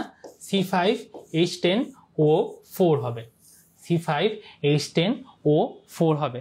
ঠিক আছে, এতে একটি অ্যালডোপেন্টোজ বলা হয়। এটার গলনাঙ্ক কত? 95 ডিগ্রি সেলসিয়াস। এইচসিএল এর সাথে বিক্রিয়া করে এটা কি তৈরি করবে? পারফিউরাল অ্যাসিড তৈরি করবে। আমরা একটু পরে আসতেছি এই ব্যাপারে। ঠিক আছে, নিউক্লিওটাইড বা নিউক্লিওসাইড গঠন করতে সাহায্য করবে। ঠিক আছে, চলে আসি পরের পার্টটুকুতে। তো ডিঅক্সি রাইবোজের ক্ষেত্রে এই কাহিনীগুলো আছে, তোমরা এই জিনিসগুলো একটু রিডিং করলে ইয়ে করতে পারবা। আমরা দেখো ইম্পর্টেন্ট যে জায়গাটা, সেই জায়গাটায় চলে আসি, সেটা হলো এই রাইবোজ এবং ডিঅক্সি রাইবোজ এদের মাঝখানের পার্থক্যে চলে আসি। এই পার্থক্যটা জানা খুবই বেশি গুরুত্বপূর্ণ। তো দেখো আমরা রাইবোজের যে বৈশিষ্ট্যগুলো আছে, এগুলো আমাদেরকে একটা সূত্রের মাধ্যমে মনে রাখতে পারে। ঠিক আছে, এবং এই যে ছকগুলো, এই ছকগুলো অ্যাডমিশন টেস্টের জন্য কিন্তু অনেক গুরুত্বপূর্ণ। কেন? দেখো টিচারদের কিন্তু এখান থেকে কোশ্চেন্স করা অনেক বেশি সহজ। কেন সহজ? দিয়ে দিবে নিচের কোনটি রাইবোজের বৈশিষ্ট্য নয়। এখান থেকে দিয়ে দিবে 3টা, এখান থেকে দিয়ে দিবে 1টা। ঠিক আছে, বলো নিজের কোনটি রাইবোজের বৈশিষ্ট্য নয়। ইজি একটা কোশ্চেন ফর্ম করে ফেলা যাচ্ছে। টিচাররা কিন্তু পছন্দ করে এই ছকগুলোতে কোশ্চেন করতে, অনেক পছন্দ করে, এবং বিগত বছরের পরীক্ষাগুলোতে কিন্তু এরকম ছক থেকে অনেক বেশি প্রশ্ন এসেছে। ঠিক আছে, তো দেখো এই রাইবোজের যে বৈশিষ্ট্যগুলো আছে এটা আমরা একটা ছকের একটা সূত্রের মাধ্যমে মনে রাখতে পারি। যে সূত্রটা হলো অনেকটা এইরকম, যে সূত্রটা কি অনেকটা এইরকম। ঠিক আছে, সূত্রটা হলো ফারিয়া ও নিশির 5টি হাইড্রক্সিল রয়েছে আছে। কি বললাম, এগুলো রাইবোজের বৈশিষ্ট্যগুলো মনে রাখার জন্য। তার উল্টাটা কি হবে, ডিঅক্সি রাইবোজ হবে। তো কি বললাম, রাইবোজের বৈশিষ্ট্য মনে রাখার সূত্র হলো এইটা, ফারিয়া ও নিশির 5টি হাইড্রক্সিল রয়েছে। দেখো ফারিয়া মানে কি, এই রাইবোজ যখন HCl এর সাথে বিক্রিয়া করে সে একটা অ্যাসিড তৈরি করে যার নাম হলো ফারফিউরাল অ্যাসিড, যেটা মনে রাখতে পারি আমরা ফারিয়া দিয়ে, ফারফিউরাল অ্যাসিড। ঠিক আছে, নিশি এটা মানে কি, এই রাইবোজ দুটো জিনিস তৈরি করতে পারে, একটা হলো নিউক্লিওটাইড, নিতে হলো নিউক্লিওটাইড, এবং শতে কি, শতে হলো শর্করা। আর দেখো ওর 5টা কার্বনের সাথে এই 5টা হাইড্রক্সিল থাকে, 5টা হাইড্রক্সিল থাকে। কিন্তু ডিঅক্সি রাইবোজে কি 5টা থাকবে না, কটা থাকবে, 4টা থাকবে, তাই না? কেন, একটা অক্সিজেন তো নাই, তাহলে ডিঅক্সি রাইবোজের ক্ষেত্রে 4টা থাকবে, আর আছেতে আছে। ঠিক আছে, তো আমার মনে হয় তোমরা এটা বুঝতে পেরেছো। তাহলে দেখো ফারিয়া এবং নিশির 5টি হাইড্রক্সিল রয়েছে। তাহলে দেখো HCl এর সাথে বিক্রিয়া করে ফারফিউরাল অ্যাসিড তৈরি করতেছে, 5টা অক্সিজেন রয়েছে, 2 নম্বর কার্বনে OH থাকে, আর ডিঅক্সি রাইবোজে কি হয়, 2 নম্বর কার্বনে H থাকে। এখানে 5টা অক্সিজেন থাকলে এখানে কটা থাকবে, 4টা থাকবে। এরা HCl এর সাথে যদি ফারফিউরাল অ্যাসিড তৈরি করে তাহলে HCl এর সাথে ডিঅক্সি রাইবোজ কি তৈরি করবে, লেভোলেনিক অ্যাসিড। ঠিক আছে, এবং নিশি বলে নিশিতে নিতে হলো নিউক্লিওটাইড, শতে হলো শর্করা, আর এরা কি তৈরি করবে, ডিঅক্সি নিউক্লিওটাইড। ঠিক আছে, আমার মনে হয় তোমরা এই জিনিসটা খুব ভালো মতো আসলে ক্লিয়ার হইতে পারছো। ঠিক আছে, চলে আসি আমরা পরের পাঠটুকুতে। হেক্সোজ শব্দটার অর্থ কি, হেক্সা বলে, ব্রাজিলের হেক্সা মিশন চলতেই আছে, তো আমি নিজেও ব্রাজিলের ফ্যান, সো ব্রাজিলের হেক্সা আর কমপ্লিট হচ্ছে না। যাই হোক, হেক্সোজ শব্দটার অর্থ কি, যে 6 কার্বন বিশিষ্ট মনোস্যাকারাইডকে বলা হয় হেক্সোজ। 6 কার্বন বিশিষ্ট মনোস্যাকারাইডকে বলা হচ্ছে হেক্সোজ, মানে এই মনোস্যাকারাইডে 6টা কার্বন থাকবে। ঠিক আছে, তো আমি উদাহরণ দিই, গ্লুকোজ। এই গ্লুকোজটা আসলে অনেক বেশি গুরুত্বপূর্ণ। কেন, দেখো গ্লুকোজ হলো C6H12O6। ওকে, এই গ্লুকোজ একটা অ্যালডোহেক্সোজ, কারণ এখানে অ্যালডিহাইড গ্রুপ থাকবে। গ্লুকোজ কি, একটা অ্যালডোহেক্সোজ, কজ এখানে অ্যালডিহাইড গ্রুপ থাকবে, এবং এটা একটা রিডিউসিং সুগার। আমি আগেই বলছিলাম সব মনোস্যাকারাইডই আসলে রিডিউসিং সুগার, গ্লুকোজ আসলে তাহলে একটা রিডিউসিং সুগার। বিভিন্ন ধরনের পাকা ফল এবং মধুতে গ্লুকোজ থাকে, এর একটা ইম্পর্টেন্ট। পাকা আঙ্গুরে গ্লুকোজের পরিমাণ শতকরা 12 থেকে 30 ভাগ। পাকা আঙ্গুরে গ্লুকোজের পরিমাণ শতকরা 12 থেকে 30 ভাগ। এই জন্য গ্লুকোজকে বলা হয় গ্রেপ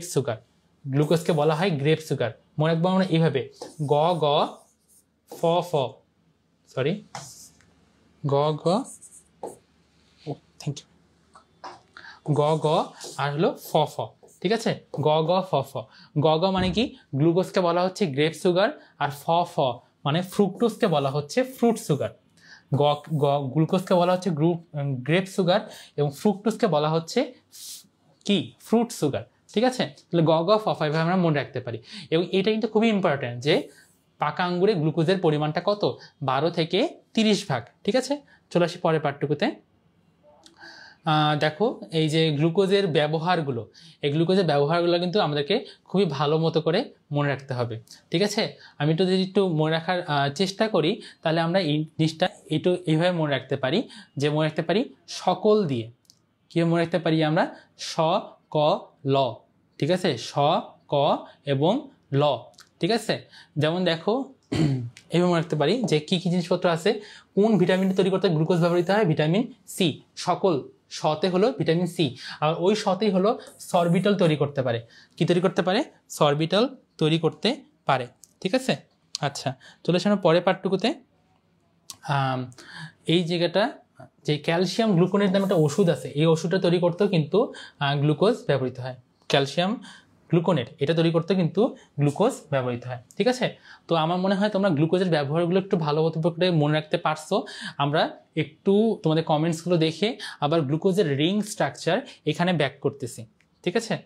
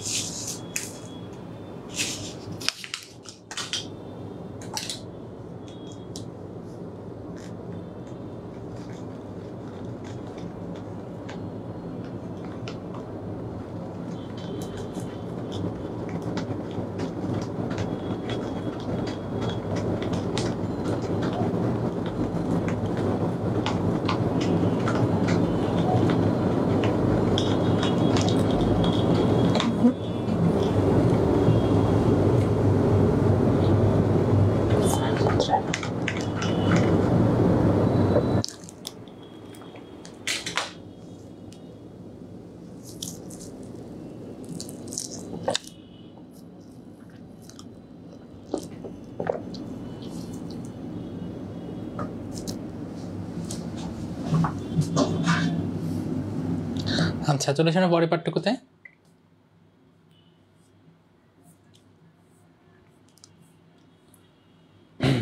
তো দেখো এরই মাধ্যমে আমাদের এই গ্লুকোজের ব্যবহারগুলো আমাদের বোঝা হয়ে গেল।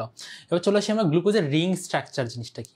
গ্লুকোজের রিং স্ট্রাকচার দেখো এটা কিন্তু খুবই ইম্পর্টেন্ট একটা জায়গা, যে গ্লুকোজকে কখনো আমরা ডি গ্লুকোজ বলবো, কখনো আমরা না না ভাইয়া এই যে কমেন্টগুলো কি কি আসছে কমেন্ট না না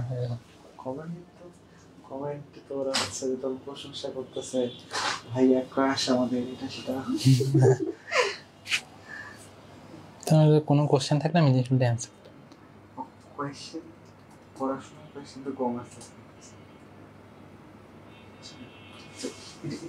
হ্যাঁ আমি লিখে দেন। হাতে না সমস্যা নেই।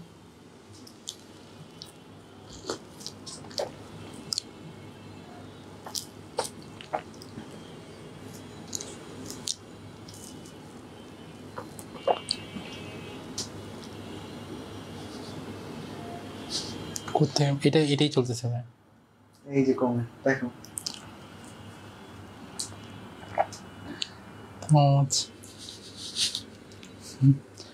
লাইভ চলছে কোনটা ভাই? আর লাইভ চলছে এটা।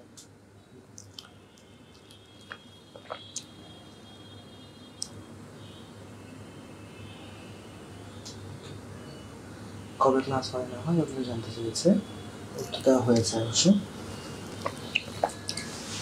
আচ্ছা আর কতক্ষণ কন্টিনিউ করবে? 1 ঘন্টা 10 মিনিট কন্টেন্ট যে পর্যন্ত মানে এই রিভিউ অনুযায়ী তোমার কন্টেন্ট শেষ করে দিই। আচ্ছা ঠিক আছে না। তাহলে দেখো আমরা চলে এসে আমাদের পড়াশোনায় আবার যে ডি গ্লুকোজ এল গ্লুকোজ এই দুটা জিনিস আমরা কিভাবে চিনবো, এই চিনাটা কিন্তু অনেক বেশি গুরুত্বপূর্ণ, যে কোনটাকে আমরা ডি গ্লুকোজ বলবো কোনটাকে আমরা এল গ্লুকোজ বলবো তাদেরকে দেখে। দেখো এইখানে কার্যকরী মূলক কোনটা? সিএইচও, তাই না? এখানে কার্যকরী মূলক হলো সিএইচও, এখানেও কার্যকরী মূলক কিন্তু সিএইচও, তাই না? সিএইচও হলো আমাদের মেইন কার্যকরী মূলক। তাহলে দেখো কিভাবে আমরা ডি গ্লুকোজ এল গ্লুকোজ চিনবো, যে এই কার্যকরী মূলক থেকে সবচেয়ে দূরবর্তী কাইরাল কার্বন মানে কি অপ্রতিসম কার্বন, যেই কার্বনের সবগুলো হাত ভিন্ন ভিন্ন যৌগ কিংবা মূলকের সাথে যুক্ত, তাকে আমরা বলবো কার্যকরী মূলক। ঠিক আছে, তাহলে দেখো তো এইখানকার এটা যদি আমাদের CHO কার্যকরী মূলকটা হয়, এখানে সবচেয়ে দূরবর্তী কার্বন কাইরাল কার্বন কোনটা, কাইরাল কার্বন বা অপ্রতিসম কার্বন কোনটা, 5 নাম্বারটা। 6 নাম্বারটা কিন্তু না, দেখো 6 নাম্বারে কিন্তু এক হাতে হাইড্রোজেন আরেক হাতেও হাইড্রোজেন আছে, তাই না? দেখো এক হাতে হাইড্রোজেন আরেক হাতেও হাইড্রোজেন আছে, তাহলে কি এটা অপ্রতিসম হলো? অপ্রতিসম কিন্তু হলো না, কিন্তু প্রতিসম হয়ে গেছে। তাহলে দেখো সবচেয়ে দূরবর্তী কার্বন কোনটা, সবচেয়ে দূরবর্তী কার্বন হলো 5 নাম্বার কাইরাল কার্বনটা, সবচেয়ে দূরবর্তী কাইরাল কার্বন। তো দেখো এই দূরবর্তী কাইরাল কার্বনের যেই দিকে OH থাকবে সেটাকে আমরা বলবো, দেখো ডান দিকে OH-টা আছে না, এটাকে আমরা বলবো ডি গ্লুকোজ। ডান দিকে যেহেতু আছে এটাকে আমরা বলবো ডি গ্লুকোজ, আর বাম দিকে যদি থাকে এটাকে আমরা বলবো এল গ্লুকোজ। তো ডান দিকে যদি থাকে এটাকে আমরা বলবো ডি গ্লুকোজ, আর বাম দিকে যদি থাকে এটাকে আমরা বলবো এল গ্লুকোজ। এখন দেখো এটা গ্লুকোজের গেল সরল স্ট্রাকচারটা, এখন আমি রিং স্ট্রাকচারটা কথা ভাবি। রিং স্ট্রাকচার সবসময় ডি গ্লুকোজগুলোই ফর্ম করে, রিং স্ট্রাকচার সবসময় ডি গ্লুকোজই ফর্ম করে। কিন্তু দেখো ডি গ্লুকোজের মাঝখানে দেখো আলফা আছে বিটা আছে, কখন আলফা বলবো আর কখন বিটা বলবো খেয়াল করি। যে আলফা বলবো তখনই যখন এই দেখো প্রথম কার্বনটায় OH মূলক যদি নিচের দিকে থাকে, OH মূলক যখন নিচের দিকে আসে না, তখন এটাকে আমরা বলবো আলফা হাইড্রোক্সিল। ঠিক আছে, আর OH মূলকটা যদি উপরের দিকে থাকে, OH মূলকটা উপরের দিকে আসে না, তখন তাকে আমরা বলবো বিটা ডি গ্লুকোজ। তাহলে মনে করো OH মূলকটা যদি নিচের দিকে থাকে এটাকে আমরা বলবো আলফা ডি গ্লুকোজ, আর যদি উপরের দিকে থাকে এটাকে আমরা বলবো হলো বিটা ডি গ্লুকোজ। ঠিক আছে, আচ্ছা তো চলে আসি আমরা পরের পার্টটুকুতে। তোমরা বুঝে গেছো, এই দেখো আমি চলে গেলাম, গ্লুকোজ কিন্তু শেষ। তো গ্লুকোজের কাজগুলো মনে রাখা খুবই ইম্পর্টেন্ট। গ্লুকোজকে কি বলা হয়? গ্রেপ সুগার, এটা অনেক বেশি ইম্পর্টেন্ট। পাকা আঙ্গুরে 12 থেকে 30 ভাগ গ্লুকোজ থাকে, এই জিনিসগুলো তোমাদের জন্য অনেক বেশি গুরুত্বপূর্ণ। এবং ডি গ্লুকোজ এল গ্লুকোজ তুমি কীভাবে চিনবা এটাও তোমাদের জানা তোমাদের সিকিউগুলো অ্যান্সার করার ক্ষেত্রেও অনেক বেশি গুরুত্বপূর্ণ। ঠিক আছে, তো আজকে আমরা বেশি সময় নিব না, আমরা ফ্রুক্টোজটা বলে শেষ করবো আজকে। ফ্রুক্টোজটা কি দেখো তো, ফ্রুক্টোজটা কিন্তু এক ধরনের রিডিউসিং সুগার, এটা কিন্তু গ্লুকোজের একটা সমাণু, তার মানে এটাও 6 কার্বন বিশিষ্ট, এবং এটাকে বলা হয় বলেছিলাম, তার মানে ফ্রুক্টোজকে বলা হচ্ছে ফ্রুট সুগার। ঠিক আছে, চলে আসি পরের পার্টটুকুতে। দেখো গ্লুকোজেও কিন্তু ফ্রুক্টোজেরও এরকম ডি ফ্রুক্টোজ আছে, এল ফ্রুক্টোজ আছে। খেয়াল করি যে এইখানে তোমার কার্যকরী মূলক হলো কি কিটোন। এই কিটোন থেকে সবচেয়ে দূরবর্তী কাইরাল কার্বন কোনটা? 5 নম্বর কাইরাল কার্বনটা। এখানে ডান দিকে থাকলে OH, ডান দিকে থাকলে ডি ফ্রুক্টোজ, বাম দিকে থাকলে এল ফ্রুক্টোজ। সেমভাবে alpha D fructose, beta D fructose, এটা আমরা জানো অলরেডি। আচ্ছা চলে আসি আমরা পরের পার্টটুকুতে। এই গ্লুকোজ এবং ফ্রুক্টোজ এদের আমরা ডিফারেন্সটা পরে শেষ করি। ঠিক আছে, গ্লুকোজ কিন্তু অ্যালডোহেক্সোজ, কেন দেখো এখানে অ্যালডিহাইড ছিল গ্লুকোজে, তাই না? তোমরা একটু খেয়াল করলেই দেখবে অ্যালডিহাইড ছিল, আর ফ্রুক্টোজ কিন্তু CO ছিল এখানে, তার মানে ফ্রুক্টোজ একটা কিটোহেক্সোজ। গ্লুকোজকে আমরা বলি গ্রেপ সুগার, ফ্রুক্টোজকে আমরা বলি ফ্রুট সুগার। সালোক সংশ্লেষণ প্রক্রিয়ায় গ্লুকোজ উৎপন্ন হয়, তোমরা জানোই সালোক সংশ্লেষণ প্রক্রিয়া সবসময় গ্লুকোজই উৎপন্ন হয়, এবং সালোক সংশ্লেষণ পরীক্ষায় সরাসরি কিন্তু ফ্রুক্টোজ উৎপন্ন হয় না, সরাসরি কিন্তু ফ্রুক্টোজ উৎপন্ন হয় না, গ্লুকোজ থেকে পরবর্তীতে ফ্রুক্টোজ উৎপন্ন হয়। শ্বসনের প্রাথমিক পদার্থ কি? শ্বসনের প্রাথমিক পদার্থ কিন্তু গ্লুকোজ, আর শ্বসনে গ্লুকোজ থেকে ফ্রুক্টোজ উৎপন্ন হয়। আবার দেখো এদের রিং স্ট্রাকচার পাইরানোস ধরনের, এদের রিং স্ট্রাকচার ফিউরানোস ধরনের। এই জিনিসটার মানে কি? পাইরানোস কি আর ফিউরানোস কি? আমরা দেখো ফ্রুক্টোজেরটা কিন্তু ফিউরানোস। দেখো এখানে কয়টা কার্বন আছে রিং স্ট্রাকচারে? রিং এর মধ্যে কয়টা কার্বন আছে? একটা, দুইটা, তিনটা, চারটা। এই 5 নাম্বারটা কিন্তু বাইরে, রিং এর বাইরে, তাই না? রিং এর মধ্যে বলছি। দেখো রিং এর মধ্যে ফ্রুক্টোজের ক্ষেত্রে 4টা কার্বন আছে, এই জন্য এটাকে বলা হয় ফিউরানোজ। ঠিক আছে, কি বলা হয়? ফিউরানোজ। বাট আমি খেয়াল করি গ্লুকোজেরটা দেখি তো, দেখো গ্লুকোজেরটা দেখি, গ্লুকোজের রিং স্ট্রাকচারে কয়টা আছে? একটা, দুইটা, তিনটা, চারটা, 5টা। দেখো গ্লুকোজের যে রিং স্ট্রাকচারটা, এখানে কিন্তু 5টা কার্বন আছে। এই 5 থাকতে প, 5-এর মধ্যে প আছে, পাইরানোজের মধ্যেও কিন্তু প আছে। ঠিক আছে, তো দেখো আমরা মনে রাখতে পারি যে গ্লুকোজের রিং স্ট্রাকচার পাইরানোজ ধরনের, কারণ রিং এর মধ্যে 5টা কার্বন আছে। ফ্রুক্টোজের রিং স্ট্রাকচার ফিউরানোজ ধরনের, কারণ রিং এর মধ্যে 4টা কার্বন আছে। ঠিক আছে, তো দেখো তারপর লাস্ট যে টপিকটুকু ম্যানোজ গ্যালাক্টোজ, এগুলো আসলে এক ধরনের হেক্সোজই, মানে এদের সেম সমাণু আর কি, এরা সবাই একে অপরের। তো এই জিনিস আমরা খেয়াল করবো। এবং লাস্টে দেখো কি লেখা আছে? আপেক্ষিক মিষ্টতা। এই আপেক্ষিক মিষ্টতা কিন্তু মনে রাখাটা খুব জরুরি, আপেক্ষিক মিষ্টতা মনে রাখাটা অনেক জরুরি। আমি একটু তাহলে নিমোনিক দিয়ে মনে রাখার চেষ্টা করি। যে দেখো নিমোনিক দিয়ে মনে রাখার চেষ্টা করলে এমন হবে যে মনা ও সাকিব, ঠিক আছে, মনা ও সাকিব ফল শুকায় গামলায়, গামলায়। মনা ও সাকিব ফল শুকায় গামলায়। মনাতে হলো দেখো মনালেলিন, মনালেলিন, ঠিক আছে।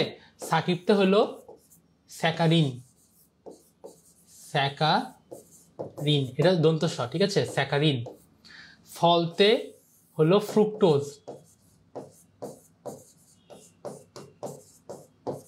ঠিক আছে। শুকাইতে হলো সুক্রোজ। গামলার গতে হলো গ্লুকোজ। মতে ম্যালটোজ, আর লতে কি ল্যাকটোজ, ঠিক আছে। তাহলে দেখো আমি বড় থেকে ছোট দিকে আসছি, মনে রাখার চেষ্টা করি। মনালেলিনের আপেক্ষিক মিষ্টতা হলো 2000, তার মানে এটা সবচেয়ে বেশি মিষ্টি, সবচেয়ে বেশি মিষ্টি। স্যাকারিন হলো 2000 থেকে আসবে 500, ঠিক আছে। আচ্ছা, আমরা এদের সবগুলোর মাঝখানে সবচেয়ে বেশি পরিচিত কার সাথে? চিনি না, চিনি, চিনি হলো সুক্রোজ। নর্মালি আমরা যে চিনি খাই ওই চিনি হলো আসলে সুক্রোজ, ঠিক আছে। সুক্রোজকে আমরা আদর্শ ধরে নিই 100, ঠিক আছে। সুক্রোজকে আমরা কি ধরে নেই? আদর্শ। তাহলে দেখো তো, আর ফ্রুক্টোজ এবং গ্লুকোজ এরা একে অপরের সৎ ভাইয়ের মতো অনেকটা। দেখো এদের মিলও কিন্তু আছে। ফ্রুক্টোজেরটা হলো 173, ফ্রুক্টোজেরটা কত? 173, এবং এখান থেকে 100 বিয়োগ করে 1 যোগ করে দিলেই কিন্তু গ্লুকোজেরটা হয়ে যায় 74।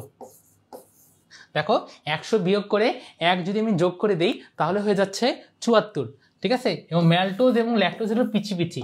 ম্যালটোজ হলো 32, 32কে 2 ভাগ করলে কত হয়? 16, ল্যাকটোজ হবে হলো 16, ঠিক আছে। তাহলে দেখো এরই মাধ্যমে তোমরা কিন্তু খুব ইজিলি তো সবগুলোর আপেক্ষিক যে মিষ্টতা রয়েছে এই আপেক্ষিক মিষ্টতাগুলো তুমি ভালো মতো করে ইজিলি মনে রাখতে পারবা, ঠিক আছে। আচ্ছা, তো তোমাদের আই গেস তোমরা একটা স্ক্রিনশট তুলে নিতে পারো, তাহলে তোমাদের জন্য অনেক বেশি ইজি হবে।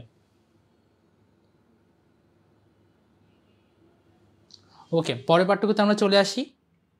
লাস্ট পার্টটুকু, হেপ্টোজ কি? 7 কার্বন বিশিষ্ট যদি কোনো মনোস্যাকারাইড থাকে এটাকে আমরা বলবো হেপ্টোজ।